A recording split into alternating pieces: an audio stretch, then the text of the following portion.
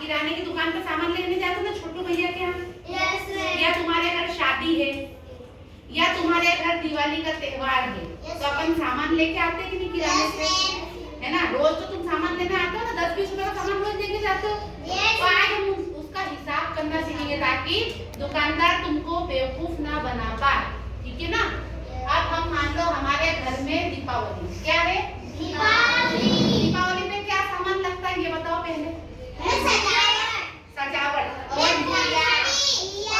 मिठाई बनाते, मिठाई के लिए तुम क्या, तुम्हारी मम्मी तुमसे क्या मंगाएगी सामान, क्या मंगाएगी, शक्कर। क्या मंगाएगी सबसे पहले, तो मान लो तुम्हारी मम्मी ने 1 किलो शक्कर मंगाई, क्या मंगाई, 1 किलो शक्कर कितने की आई, 40 रुपए। कितने की आई, 40 रुपए। मान लो तुम्हारी मम्मी को गुंजे बनाना है, क्या बनाना है, गुंजे।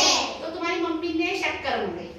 अब तुम्हारी मम्मी ने मैदा मंगाया, मैदे के बगैर बनती है क्या वो, नो मैम। तो 1 पैकेट मैदा मंगाया। मान लो 1 पैकेट मैदा आया 30 रुपए का, कितने का आया, 30 रुपए का। फिर उनने काजू मंगाया उसमें डालने के लिए, है ना, 1 पैकेट काजू मंगाया, छोटा पैकेट। मान लो उस काजू का पैकेट 50 रुपए का आया, ठीक है। अब देखो 1 किलो शक्कर कितने की आ गई, 40।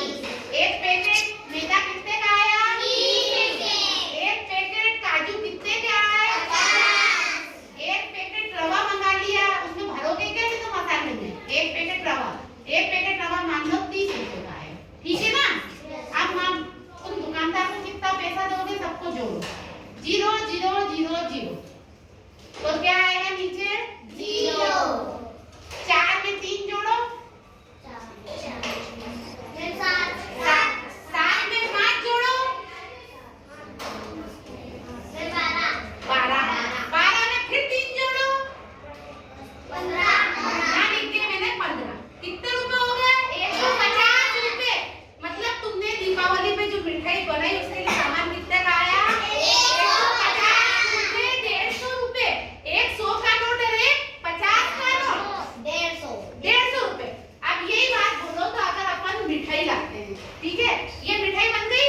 अब तुम फुलझड़ी मान लो दीपावली में तुम बोला क्या बोलते हैं, फुलझड़ी का पैकेट लाना है ना, 2 मिनट। एक फुलझड़ी का पैकेट तुम्हारा आया कहाँ से, 10 रुपए का आएगा। एक फुलझड़ी का पैकेट कितने का आया, 30 रुपए। एक अनार का पैकेट कितने का आएगा, 50 रुपए। अगर हम दोनों को जोड़ेंगे तो कितना बच जाएगा, 0 का 0 और 5 और 3 जोड़ो तो कितने आएंगे, 8 80 रुपए। तो तुम्हारे पटाखे कितने का, 80 रुपए। अब मैं तुम्हें मुंह पे जुड़वाती हूँ, ठीक है। अब जोड़ लो। मान लो तुम किराने पे गए, तुम्हारी मम्मी ने आज का सामान लाने को बोला, 10 रुपए की शक्कर लिया, कितने की ला, 10 है ना, 10 रुपए का रवा लिया, तो 10 और 10 कितने हो गए, 30। अब तुम्हारी मम्मी ने एक 10 का नोट और पकड़ा दिया, 30। कितने हो गए, 30। अब तुमने दुकानदार से कितना सामान खरीदा, 30। दो सामान खरीदा। तुम्हारे पास कितने पैसे हैं, 30 रुपए। और तुमने सामान कितना खरीदा, 2।